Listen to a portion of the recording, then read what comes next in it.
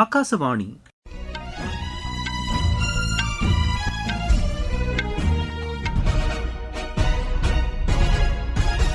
செய்திகள் வாசிப்பவர் கோபிநாத். தலைப்புச் செய்திகள். மகளிரின் கல்வி பொருளாதார மேம்பாட்டிற்காக மத்திய அரசு பல்வேறு திட்டங்களை செயல்படுத்தி வருவதாக குடியரசுத் தலைவர் திருமதி திரௌபதி முர்மு கூறியுள்ளார். மேற்கு வங்கத்தில் ஆளும் திரிணாமுல் காங்கிரஸ் அரசு குடியரசுத் தலைவரை அவமதித்துள்ளது கண்டிக்கத்தக்கது என்று பிரதமர் திரு நரேந்திர மோடி தெரிவித்துள்ளார். பீகார் முதலமைச்சர் திரு நிதிஷ்குமாரின் மகன் திரு நிஷாந்த் குமார் ஐக்கிய ஜனதா தள கட்சியில் இணைந்துள்ளார். சர்வதேச அமைப்புகளில் சீர்திருத்தங்கள் மேற்கொள்ளப்பட வேண்டியதன் அவசியத்தை இந்தியா வலியுறுத்தியுள்ளது. உலகக்கோப்பைக்கான தகுதிச் சுற்று மகளிர் ஹாக்கி போட்டியில் இந்தியா உருகுவே இடையேயான ஆட்டம் இன்னும் சற்று நேரத்தில் தொடங்குகிறது. இனி விரிவான செய்திகள். மகளிர் தலைமையிலான வளர்ச்சிக்கு மத்திய அரசு முக்கியத்துவம் அளித்துள்ளதாக குடியரசுத் தலைவர் திருமதி திரௌபதி முர்மு கூறியுள்ளார்.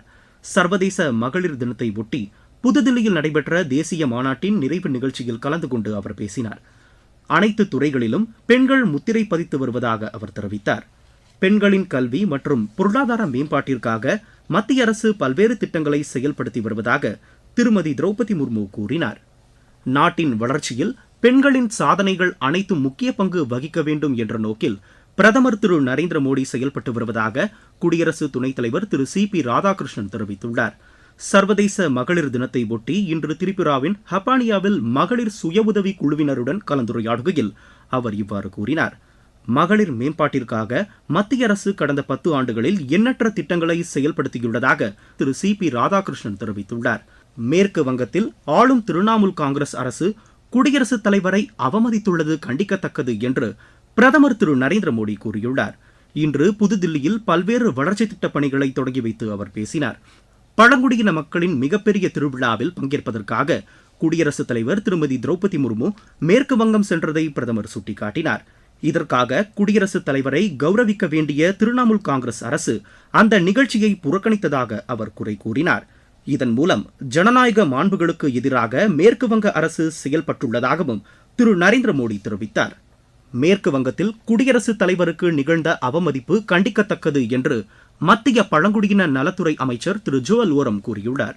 இன்று புதுதில்லியில் செய்தியாளர்களிடம் பேசிய அவர் மேற்கு வங்க அரசின் செயல்பாடு துரதிருஷ்டவசமானது என்று தெரிவித்தார்.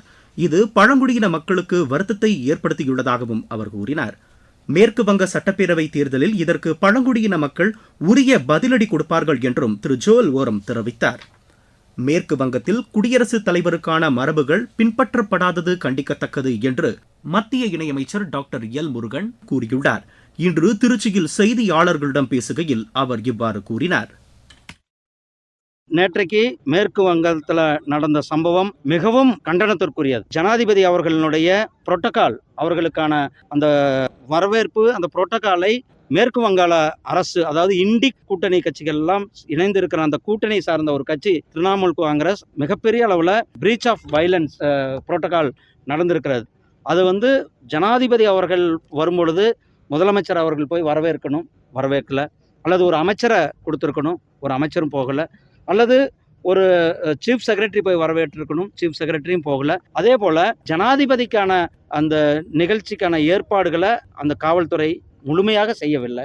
மிகவும் வன்மையாக கண்டிக்கத்தக்கது. ஜனாதிபதி என்பவர் மிகவும் பின்தங்கிய சமுதாயத்தை சார்ந்த பழங்குடியின இனத்தை சார்ந்தவர். அவங்க அப்படி ஒரு மிகப்பெரிய ஒரு தலைவராக வந்திருக்கும் போது அவர்களை இழிவுபடுத்தும் விதமாக மம்தா பானர்ஜி அவர்களுடைய செயல் வன்மையாக கண்டிக்கத்தக்கது. சர்வதேச அமைப்புகளில் சீர்திருத்தங்கள் மேற்கொள்ளப்பட வேண்டியதன் அவசியத்தை வெளியுறவுத்துறை இணையமைச்சர் திரு கீர்த்தி வர்தன் சிங் கூறியுள்ளார்.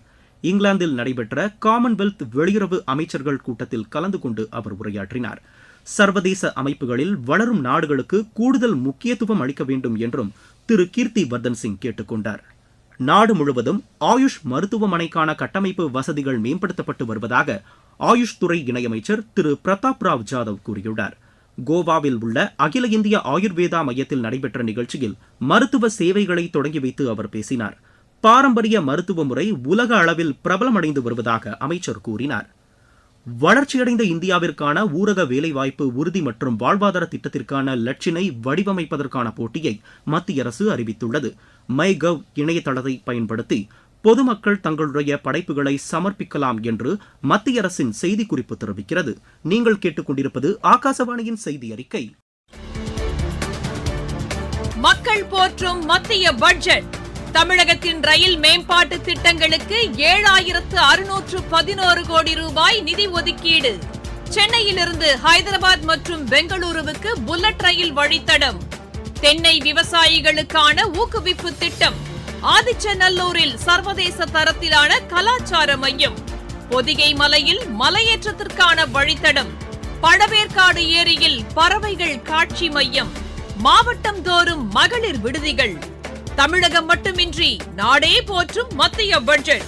வளர்ச்சியடைந்த இந்தியாவிற்கான பயணத்தில் மோடி அரசு. தொடரும் சீர்திருத்த நடவடிக்கைகள். மேற்கு வங்க சட்டப்பேரவை தேர்தலுக்கான ஏற்பாடுகள் குறித்து ஆய்வு மேற்கொள்வதற்காக தலைமை தேர்தல் ஆணையர் திரு ஞானேஷ்குமார் தலைமையிலான குழுவினர் இன்று கொல்கத்தா செல்கின்றனர்.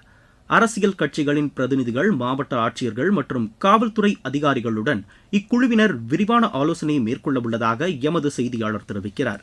பீகார் முதலமைச்சர் திரு நிதிஷ்குமாரின் மகன் திரு நிஷாந்த் குமார் ஐக்கிய ஜனதா தள கட்சியில் இணைந்துள்ளார். பாட்னாவில் உள்ள அக்கட்சியின் தலைமையகத்தில் நடைபெற்ற நிகழ்ச்சியில் தேசிய செயல் தலைவர் திரு சஞ்சய் ஜா, மத்திய அமைச்சர் திரு ரஞ்சன் சிங் லாலன் முன்னிலையில் அவர் கட்சியில் இணைந்தார். பின்னர் செய்தியாளர்களிடம் பேசிய திரு நிஷாந்த் குமார் ஐக்கிய ஜனதா தள கட்சியை மேலும் வலுப்படுத்த தாம் பணியாற்றப் போவதாக கூறினார். ஆந்திராவில் மகளிர் சுய உதவி குழுக்களை வலுப்படுத்துவதற்கான நடவடிக்கைகள் தொடர்ந்து மேற்கொள்ளப்படும் என்று அம்மாநில முதலமைச்சர் திரு சந்திரபாபு நாயுடு கூறியுள்ளார். இன்று அமராவதியில் நடைபெற்ற நிகழ்ச்சியில் மகளிர் சுய உதவி குழுக்கள் மூலம் தொழில் முனைவோர்களாக உருவாகி சாதனை படைத்த 5 பெண்களுக்கு பாராட்டு சான்றிதழ்களை வழங்கி அவர் பேசினார். மகளிர் சுய உதவி குழுக்களால் உற்பத்தி செய்யப்படும் பொருட்களுக்கு உரிய வர்த்தக வாய்ப்புகள் ஏற்படுத்தி தரப்படும் என்றும் திரு சந்திரபாபு நாயுடு தெரிவித்தார். சத்தீஸ்கரில் மகளிருக்கு மாதந்தோறும் 1000 ரூபாய் வழங்கும் திட்டத்தின் கீழ் 25வது தவணைத் தொகையை அம்மாநில முதலமைச்சர் திரு விஷ்ணு தியோசாய் இன்று விடுவித்தார். ஜக்தல்பூரில் நடைபெற்ற நிகழ்ச்சியில் அவர் இத்தொகையை விடுவித்ததாக அம்மாநில அரசின் செய்திக்குறிப்பு தெரிவிக்கிறது. இந்த திட்டத்தின் கீழ் 69 லட்சத்திற்கும் மேற்பட்டோர் பயனடைந்து வருவதாக அதில் குறிப்பிடப்பட்டுள்ளது. உத்தரப்பிரதேசத்தில் சிறப்பாக பணியாற்றிய பெண் ஊழியர்களுக்கான விருதுகளை அம்மாநில முதலமைச்சர் திரு யோகி ஆதித்யநாத் இன்று வழங்கினார். லக்னோவில் நடைபெற்ற இதற்கான நிகழ்ச்சியில் பல்வேறு நலத்திட்ட உதவிகளையும் பெண் பயனாளிகளுக்கு முதலமைச்சர் வழங்கியதாக அம்மாநில அரசின் செய்திக்குறிப்பு தெரிவிக்கிறது. பஞ்சாப் அரசின் வரும் நிதியாண்டிற்கான நிதிநிலை அறிக்கை அம்மாநில சட்டப்பேரவையில் இன்று தாக்கல் செய்யப்பட்டது. நிதியமைச்சர் திரு ஹர்பல் சிங் சீமா இதனை தாக்கல் செய்தார். வருவாய் பற்றாக்குறை 2.06% இருக்கும் என்று அதில் குறிப்பிடப்பட்டுள்ளது. உலக வர்த்தக அமைப்பின் அமைச்சர்கள் நிலையிலான கூட்டம் கேமரோனின் யோண்டேவில் வரும் 26ஆம் தேதி தொடங்கி 29ஆம் தேதி வரை நடைபெறும் என்று அறிவிக்கப்பட்டுள்ளது. 166 நாடுகளின் வர்த்தக அமைச்சர்கள் இதில் பங்கேற்பார்கள் என்று தெரிவிக்கப்பட்டுள்ளது. உலக வர்த்தக அமைப்பில் மேற்கொள்ள வேண்டிய சீர்திருத்தங்கள் குறித்து விவாதிக்கப்பட உள்ளதாக எமது செய்தியாளர் தெரிவிக்கிறார். உலகக்கோப்பைக்கான தகுதிச்சுற்று மகளிர் ஹாக்கி போட்டி ஹைதராபாத்தில் இன்று தொடங்கியது. இந்தியா முதல் ஆட்டத்தில் உருகுவேயை எதிர்கொள்கிறது. இப்போட்டி இன்னும் சற்று நேரத்தில் தொடங்க உள்ளது. உலகக்கோப்பை 2020 கிரிக்கெட் போட்டியில் இந்தியா நியூசிலாந்து இடையேயான இறுதியாட்டம் சற்று முன் தொடங்கியது. அகமதாபாத்தில் நடைபெற்று வரும் இப்போட்டியில் டாஸ் வென்ற நியூசிலாந்து முதலில் பந்து வீச தீர்மானித்தது. இதனையடுத்து பேட் செய்து வரும் இந்தியா 4 ஓவரில் விக்கெட் இழப்பின்றி 51 ரன் எடுத்துள்ளது. கலாபுராகி சர்வதேச டென்னிஸ் போட்டியில் இந்தியாவின் வைஷ்ணவி ஆட்கர் பட்டம் வென்றார்.